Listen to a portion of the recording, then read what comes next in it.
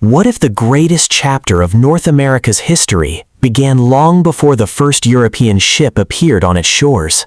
Imagine a continent where thriving cities, vast trade networks, and powerful nations had existed for thousands of years. A land where forests were carefully managed, rivers connected distant communities, and every mountain, valley, and plain carried generations of history. This was not an empty wilderness waiting to be discovered. It was a world already filled with life. Long before colonization, millions of indigenous people lived across North America. From the frozen Arctic to the deserts of the Southwest, hundreds of nations built unique cultures, languages, and traditions that reflected the environments they called home.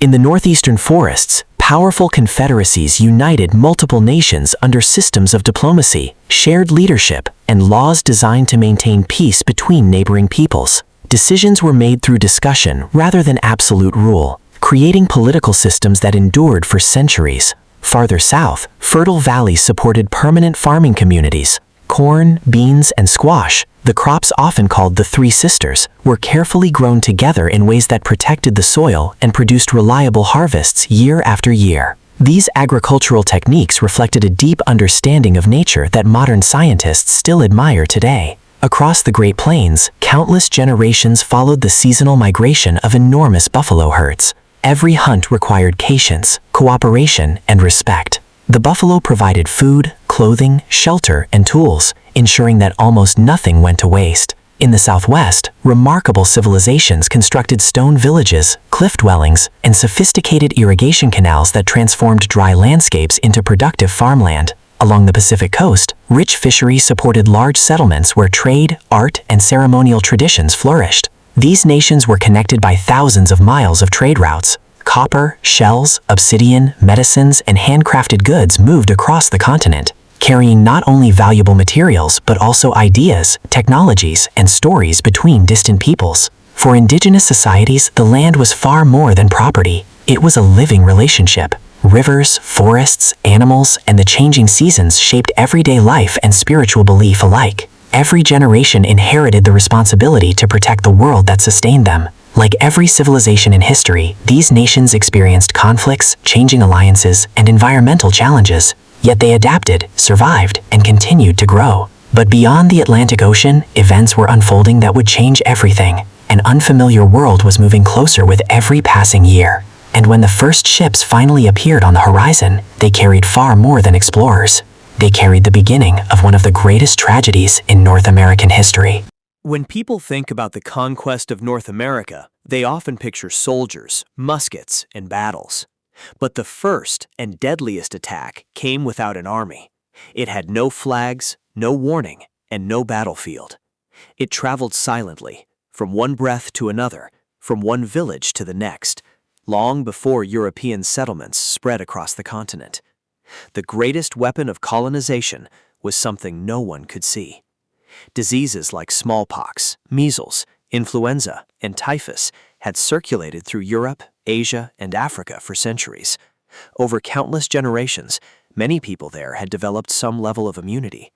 The indigenous peoples of North America had never encountered these illnesses before. Their immune systems had no natural defenses. When the first outbreaks began, entire communities were caught completely unprepared. A single infected traveler could unknowingly carry disease across well-established trade routes that had once connected thriving nations. Villages that had exchanged goods and knowledge for centuries now became pathways for a disaster unlike anything they had ever experienced. Families watched healthy relatives become gravely ill within days. High fevers, painful sores, dehydration, and exhaustion spread rapidly through entire settlements. As more people fell sick, there were fewer left to care for the dying. In many places, elders, the keepers of history, traditions, and spiritual knowledge, were among the first to perish. With their deaths, generations of wisdom disappeared forever. Some communities lost half of their population in only a few years. Others suffered even greater devastation. Historians estimate that in certain regions, as many as 90% of the indigenous population may have died from epidemic diseases introduced after European contact. The consequences reached far beyond the loss of life. Fields were abandoned, trade networks collapsed, leadership structures weakened, Entire towns fell silent as survivors searched for food, safety, and answers. For many indigenous nations, these epidemics were impossible to understand. The illness had no visible enemy to fight, no warning signs, and no known cure. It seemed to arrive without reason and disappear only after leaving unimaginable destruction behind. Years later, when European explorers entered many parts of North America, they often found abandoned villages, overgrown farmland, and empty landscapes.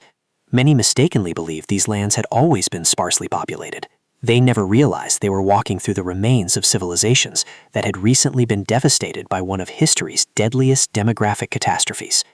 Before wars for territory had truly begun, before treaties were signed, before entire nations were forced from their homes, North America had already been transformed by an invisible enemy.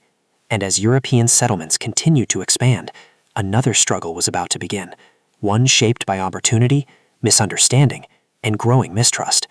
The first meetings between two worlds would change history forever. When Europeans and indigenous nations finally met face to face, neither side fully understood the other.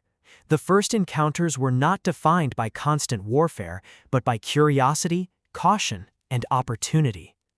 European explorers arrived in an unfamiliar land with limited supplies and little knowledge of the vast continent before them. To survive, they relied heavily on indigenous communities for food, local guidance, and an understanding of the environment. For many native nations, these newcomers represented something equally unfamiliar. They brought iron tools, woven cloth, firearms, glass beads, and other goods unlike anything they had seen before. Trade quickly became the bridge connecting two very different worlds. Across the continent, new trading partnerships emerged. Animal furs became one of the most valuable commodities, linking indigenous hunters with expanding European markets across the Atlantic. Villages that had once traded mainly with neighboring nations now became part of a rapidly growing international economy. At first, both sides appeared to benefit. But beneath this cooperation lay a misunderstanding that neither side could fully overcome. It centered on one simple idea: land. For many indigenous societies, land could not truly be owned. Families and communities cared for it, hunted upon it, and farmed it. But the earth itself belonged to no individual. It was shared between generations and respected as a living part of creation. European settlers viewed the same land very differently. To them, land represented wealth, legal ownership, and permanent settlement. Forests could be divided, fields could be fenced, and property could be bought, sold, or inherited. This difference would become one of the greatest sources of conflict in North American history. Agreements that many indigenous leaders believed granted temporary access or peaceful cooperation were often interpreted by colonial governments as permanent transfers of territory. As years passed, small coastal settlements grew into expanding colonies. Trees disappeared to make room for farms. Roads replaced ancient trails. Permanent towns spread farther inland each decade. Indigenous communities slowly realized that these visitors were not simply exploring the continent. They intended to stay. Trust began to fade. Broken promises created suspicion. Minor disagreements over hunting grounds, trade, and settlement gradually escalated into violent confrontations. Some native nations chose to ally themselves with European powers, hoping to gain military support against traditional rivals or protect their own territories. Others resisted from the beginning. These shifting alliances transformed North America into a complex political landscape where indigenous nations played crucial roles in conflicts between competing European empires. Yet every alliance carried hidden risks. Dependence on imported firearms, metal tools, and manufactured goods tied many communities to European trade. As this dependence grew, so did European influence over indigenous affairs. By the middle of the colonial era, peaceful exchange was becoming increasingly difficult. Every new settlement demanded more land. Every expansion pushed native communities farther from their homes. The fragile balance that once existed between cooperation and coexistence was beginning to collapse. And before long, negotiations would give way to open war. The struggle for an entire continent had begun. The fragile peace did not collapse overnight. It disappeared one settlement at a time. As European colonies expanded farther inland, forests were cleared, rivers were claimed, and more indigenous lands were transformed into farms and towns. Every new settlement pushed the frontier deeper into native territory, making conflict increasingly difficult to avoid. What began as isolated disputes over hunting grounds and trade routes soon evolved into wars that stretched across generations. For indigenous nations, defending the land meant defending their homes, their traditions, and the future of their people. For colonial governments, expansion was viewed as progress. Neither side was willing to surrender what it believed was essential. The battles that followed were unlike anything North America had experienced before. European armies brought muskets, cannons, and organized military formations. They could replace soldiers, receive supplies from across the Atlantic, and sustain long campaigns that placed constant pressure on indigenous communities. Yet native warriors refused to surrender easily. They adapted with remarkable speed. Many learned to use firearms while combining them with traditional combat skills. Rather than fighting on open battlefields, they relied on their greatest advantage, the land itself. Dense forests concealed movement. Rivers became escape routes. Mountains provided natural defenses. Using surprise attacks, ambushes, and rapid strikes, smaller indigenous forces repeatedly challenged much larger armies. Their knowledge of the landscape often allowed them to disappear before their enemies could respond. The struggle soon became even more complicated. Britain, France, Spain, and later the United States all competed for control of North America. Indigenous nations found themselves caught between powerful empires, each seeking allies to strengthen its position. Some tribes formed military partnerships, believing cooperation offered the best chance to protect their people. Others remained independent whenever possible, but these alliances rarely lasted. When European wars ended and peace treaties were signed overseas, indigenous nations were almost never invited to the negotiating table. Lands changed hands without their consent, and promises made during wartime were quickly forgotten.